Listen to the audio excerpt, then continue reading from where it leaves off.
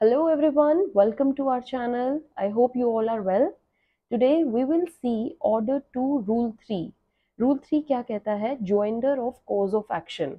देखिए बच्चे, in case of joinder of cause of action जब बोला जाता है, it can be the case of joinder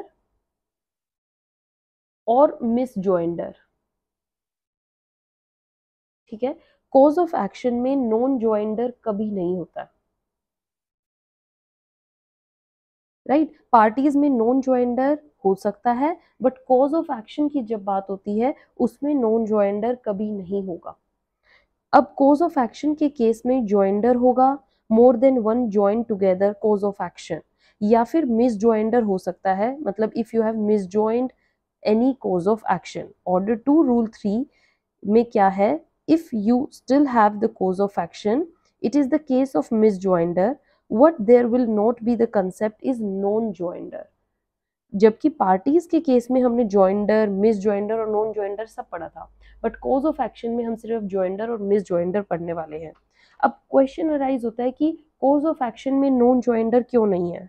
why don't we have non joinder in case of cause of action? देखिए, there is no concept of necessary cause of action और proper cause of action, क्योंकि parties में तो necessary party और proper party होती है, but cause of action में कोई नेसेसरी या प्रॉपर नहीं है। जबकि हमने देखा था नेसेसरी और प्रॉपर पार्टी को ज्वाइन करना जरूरी है, अगर नहीं ज्वाइन करवाया तो वो नॉन ज्वाइंडर का केस होता है।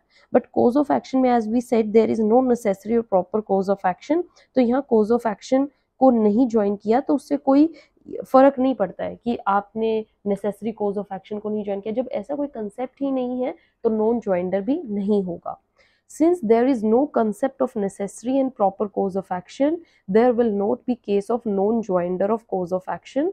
Cause of action is only in case of joinder and misjoinder. अब एग्जाम्पल ले लीजिए, suppose A has got one cause of action against B.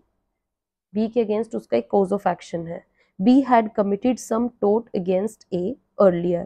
अब B ने A के अगेंस्ट tort of nuisance किया था, फिर B ने बाद में कभी A के खिलाफ ब्रीच ऑफ कॉन्ट्रैक्ट किया था। ठीक है, ये तो टोट हो गया। फिर इन्होंने क्या किया? B ने ही सेम ब्रीच ऑफ कॉन्ट्रैक्ट कर दिया। अब B had committed a breach of contract against A, some other transaction.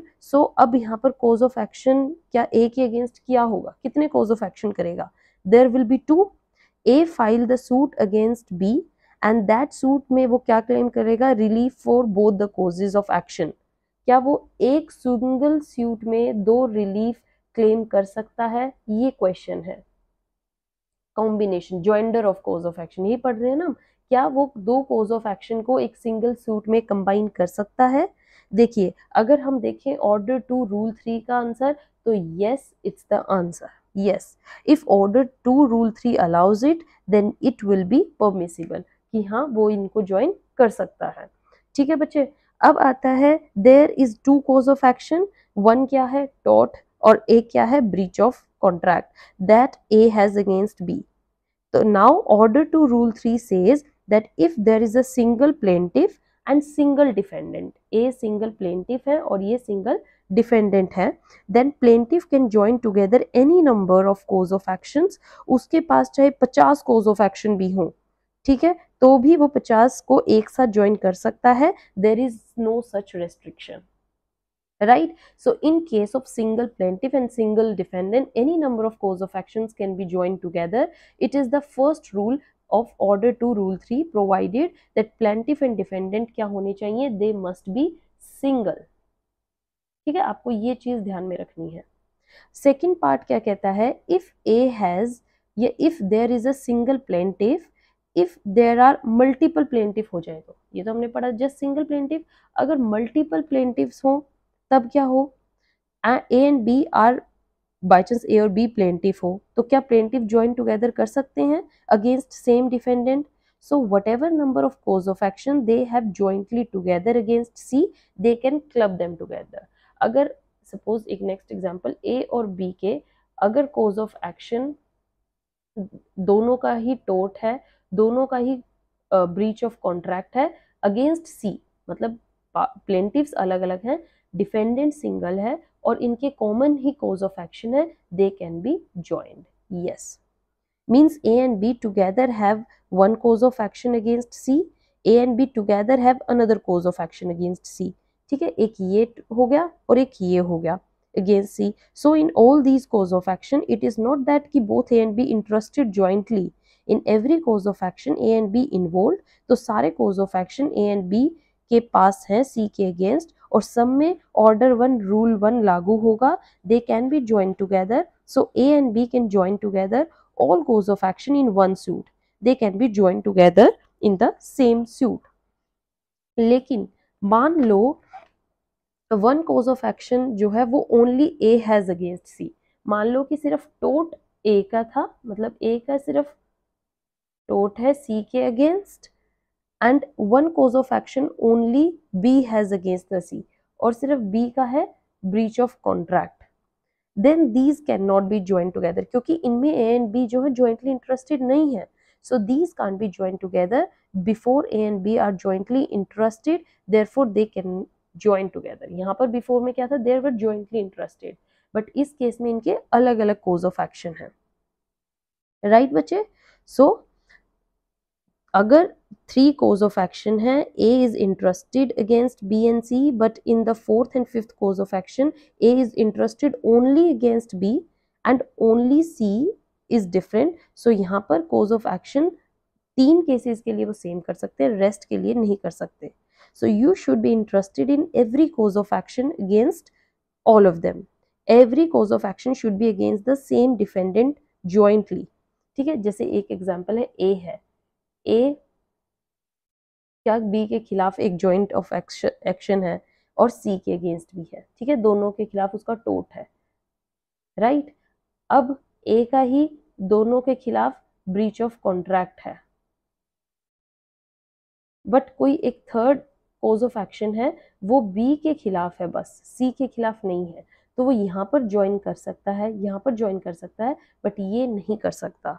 So you should be interested in every cause of action against both of them.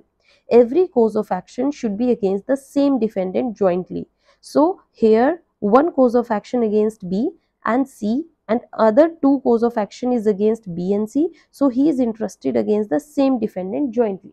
यहाँ पर टोट दोनों का था jointly. यहाँ पर ब्रीच ऑफ कॉन्ट्रैक्ट दोनों का था, ये भी jointly. बट यहाँ पर सिंगल B के खिलाफ एक नेक्स्ट है, C में नहीं है, तो ये ज्वाइन नहीं हो सकता.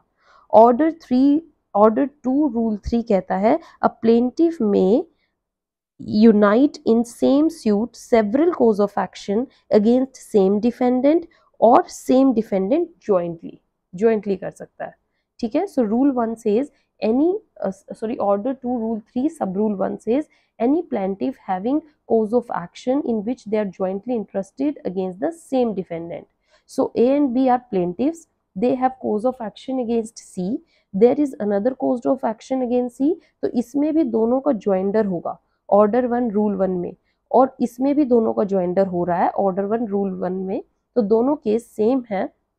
प्लेंटिफ्स जो है वो जॉइंटली इंटरेस्टेड है against same defendant, so they can join together these two. But suppose in one cause of action A alone interest है सी के अगेंस्ट सिर्फ ए का ही इंटरेस्ट है, then it will not be join because there is not jointly interest.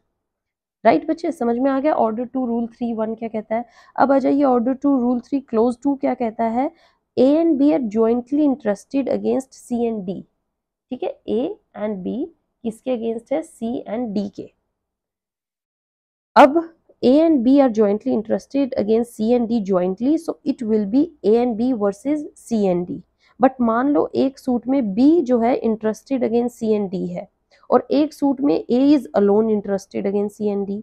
तो एक suit में A B are interested only against C, और एक सूट में A and B are only against D. तो इनको क्या ज्वाइन किया जा सकता है. देखिए सब कंडीशंस यहाँ पर फिलफिल नहीं हो रही हैं. It should be both the plaintiffs jointly interested against both the defendants jointly interested. ठीक है, तो यहाँ पर डिफेंडेंट्स हर केस में अलग हो रहा है. ए और बी एक बार सी के पास जा रहे हैं अलग कोज ऑफ एक्शन के साथ, और ए और बी एक बार डी के पास अलग कोज ऑफ एक्शन में जा रहे हैं. So they can not be join together. Earlier cause of action same था इसलिए दे वर ज्वाइंट. समझ में आ रहा है बच्चे. सो कभी भी एक से ज्यादा डिफेंडेंट जैसे ए वर्सेस बी एंड सी और एक से ज्यादा कोज ऑफ एक्शन ज्वाइन कर दिया है, तो ये केस अगर मिस जॉइंडर का केस है तो गलत केस ज्वाइन कर लिया आपने बाय चांस डिफेंडेंट का, तो कोज ऑफ एक्शन गलत जॉइंडर है, so that is the case of multifarious suit. आपने मतलब अलग अलग मिस जॉइंडर ऑफ केसेस को हेल्ड कर लिया है, इस वजह से वो मिस जॉइंडर हो जाएगा। So whenever in a case there is a wrongful joinder of cause of action and defendants, it will be the called multifarious suit। उसको क्या बोलते हैं हम, मतलब आपको करना नहीं चाहिए था बट आपने मिस ज्वाइन कर लिया है गलती से। सपोज यहाँ पर ए और बी का सिर्फ एक्शन सी के अगेंस्ट था बट उन्होंने डी को भी इन्वॉल्व कर लिया, it will B miss joinder.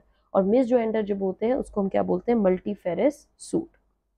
So whenever there is a joinder of several causes of action and several defendants, there is a wrongful joinder of several cause of action, several defendants के साथ आपने wrongful cause of action भी join कर लिया, it is a multifarious suit। समझ में आया बच्चे? मैं एक एग्जांपल देती हूँ। प्लेंटिफ का मिस जॉइंडर हो तो उसको मल्टीफेरस सूट नहीं बोलते हैं, मल्टीफेरस सिर्फ डिफेंडेंट के केस में बोलते हैं, ये ध्यान में रखिएगा। सो मल्टीफेरस टर्म तब होगा जब मान लो प्लेंटिफ एक ही है, ठीक है, मान लो मतलब ए है, जस्ट ए, तो A versus B and C and cause of action एक से ज्यादा है और यहाँ पर मिस जॉइंडर हो गया, so that will be called multifarious suit.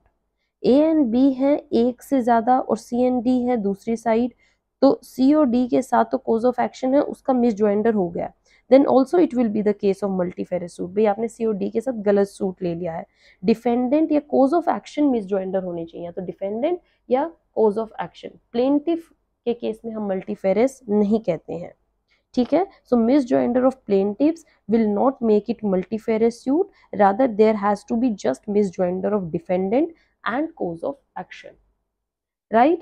So I hope you understood order 2 rule 3। it's not that complicated, just अगर आप examples को अच्छे से समझ लेंगे तो ये बहुत ही easy language में लिखा गया है। Stay tuned for the next session। In next one we will discuss the next rules। Till then have a good day। Thank you।